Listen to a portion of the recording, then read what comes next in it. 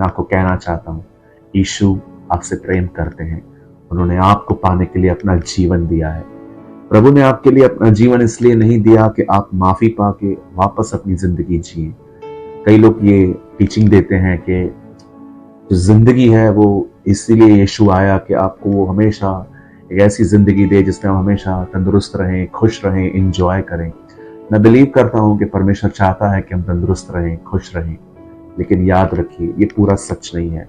सच ये है कि यीशु ने आपके लिए अपना जीवन दिया ताकि वो आपको पा सके। आज मैं उन लोगों के लिए वचन शेयर करना चाहता हूं जिनकी ये शिकायत है खुद से ही। ब्रदर, मीटिंग को सुनने के बाद मैं कुछ समय तक बहुत गर्म रहता हूं, फिर मैं आहिस्ते से वापस ठंडा हो जाता हूं। मैं आपके सामने एक वचन रख रहा हूं, ये पहला थिस्सलुनीकियों में है। एक छोटा सा वर्ड है, पहला थिस्सलुनीकियों 5:19 में लिखा है, आत्मा को न बुझाओ। क्या आत्मा बुझता है? क्या स्पिरिट ठंडी होती है? यहां लिखा है।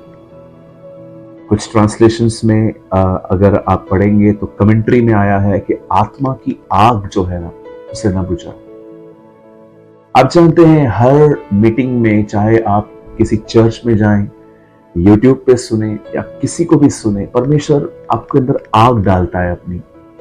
लेकिन कौन सी वो चीजें हैं जो उस आग में, उस आत्मा पर पानी डाल देती हैं, ठंडा कर देती हैं? मैं आपको कुछ चीजें समझाना चाहता हूं जो आपके लिए बहुत इंपॉर्टेंट है। मैं यहां पर जो वचन लिखा गया है कि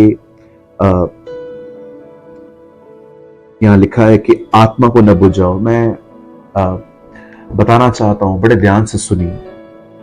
बहुत समय पहले मैं एक होटल में गया था। हम ब्रदर्स हम साथ में ही थे, तो हमने एक वेटर को कहा कि हमें प्लेस चाहिए।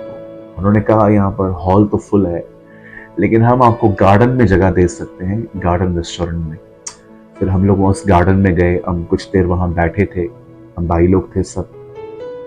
मैं आपको बताना चाहता हूँ वो गार्डन इतना खूबसूरत था कि आप उसे देखते ही रह जाएं।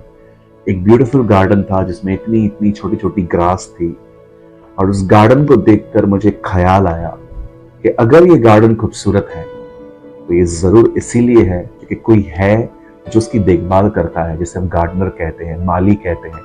हर दिन वो थोड़ी थोड़ी घास को काटता रहता है।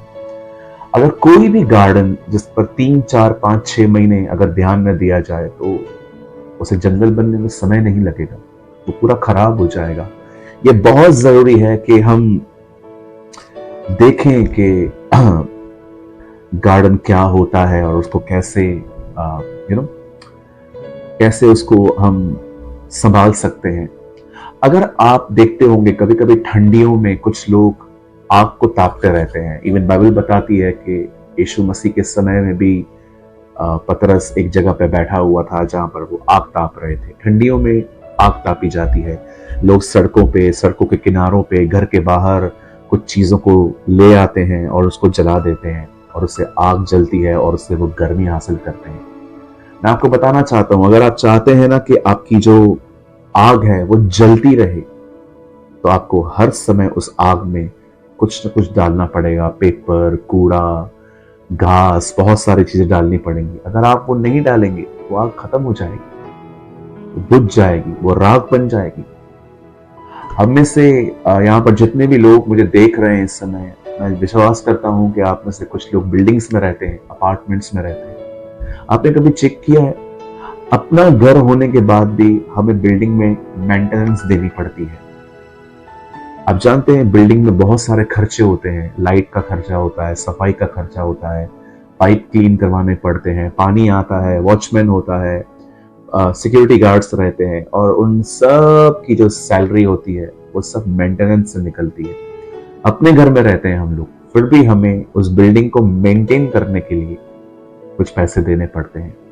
मैं ये सारे उदाहरण आपको क्यों दे रहा हूं? मैं आपको समझाना चाहता हूं कि अगर आप चाहते हैं ना कि आप आत्मा से, आत्मा की आग से भरे हुए रहें, तो आपको अपनी आग में कुछ न कुछ डालते रहना पड़ेगा। कई लोग सिर्फ रविवार को वचन सुनने के लिए चर्च आते हैं और 6 दिन कोई संगति नहीं है उनकी किसी के साथ, और ना ही वो किसी से मिलते हैं, और ना ही वो किसी फेलोशिप में जाते हैं, ना कोई ऑनलाइन मीटिंग अटेंड करते हैं।